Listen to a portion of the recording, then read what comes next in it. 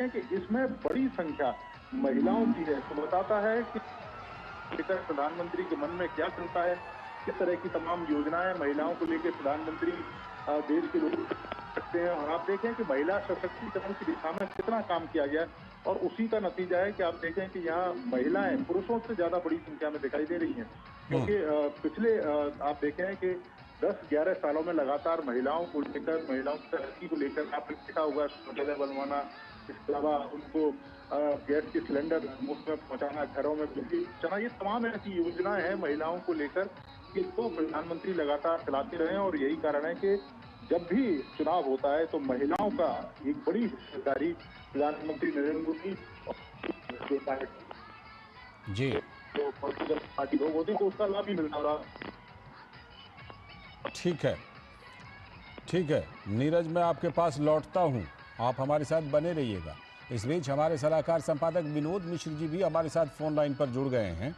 विनोद जी, जो बात अभी नीरज के साथ मैं कर रहा था, अभी लोकसभा चुनाव के दौरान वहां पर विधानसभा का चुनाव हुआ और उसके बाद एनडीए को वहां पर ज़बरदस्त बहुमत मिली और आज फिर से वो तस्वीरें उसी बात की पुष्टि कर रही हैं। जिस तरह प्रधानमंत्री पर फूलों की बारिश करने के लिए भारी तादाद में वहां पर जनसैलाब उमड़ा है।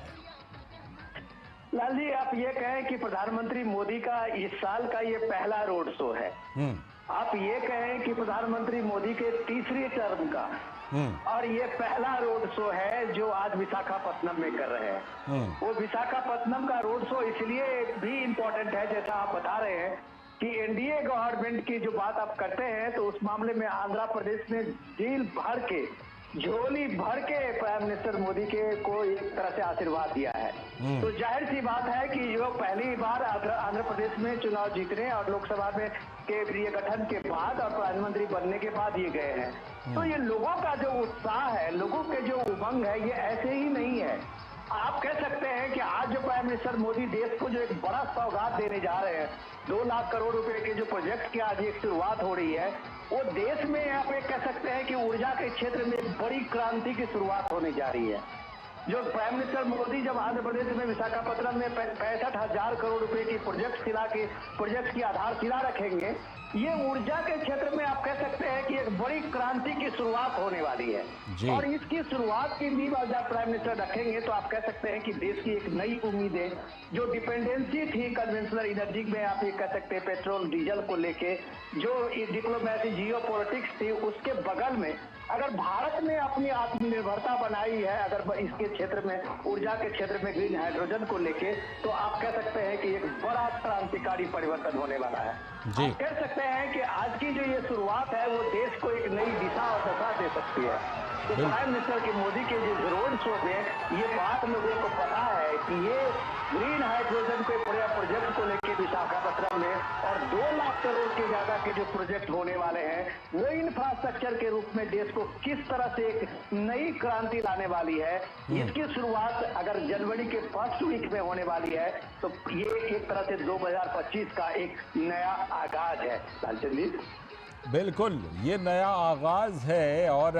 आंध्र प्रदेश में इस आगाज में ज़बरदस्त उत्साह भी दिखाई पड़ रहा है। लेकिन जो आपने ग्रीन हाइड्रोजन परियोजना का जिक्र किया है,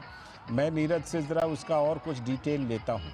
नीरज, जो 2 लाख करोड़ रुपए की परियोजनाएं हैं, उसमें करीब करीब 1,85,000 करोड़ रुपए का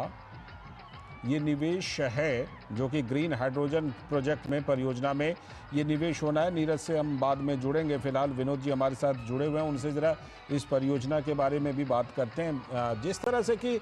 ग्रीन एनर्जी पर जोर है विनोद जी मोदी सरकार का, उसमें तो ये 1,85,000 करोड़ रुपए की ये परियोजना है ग्रीन हाइड्रोजन की, ये तो बहुत बड़ा दिन कहा जाएगा ग्रीन एनर्जी को लेकर, स्वच्छ ऊर्जा को लेकर, हरित ऊर्जा को लेकर। डेफिनेटली आप ये कह सकते हैं कि दुनिया जिस समय में कार्बन उत्सर्जन को लेके कोई अल्टरनेट ढूंढने में अभी तक नाकामयाब रही है, भारत ने एक तरह से लीड लेते हुए दिखाया है। भारत ने इसलिए ये लीड लेते हुए दिखाया है कि ये ग्रीन हाइड्रोजन जो एक तरह से हम लोग समझें तो ये कार्बन उत्सर्जन के जो ये संकट है उसमें एक संकट को कम करने में एक बड़ा योगदान देने वाला है। आज जब आप दिल्ली में पॉल्यूशन को लेके जब आप देखते हैं कि इस तरह की चिंता होती है और ये इसका अल्टरनेट में अगर 5 साल 10 साल के बाद ये ग्रीन हाइड्रोजन एक इतना बड़ा विकल्प बनेगा तो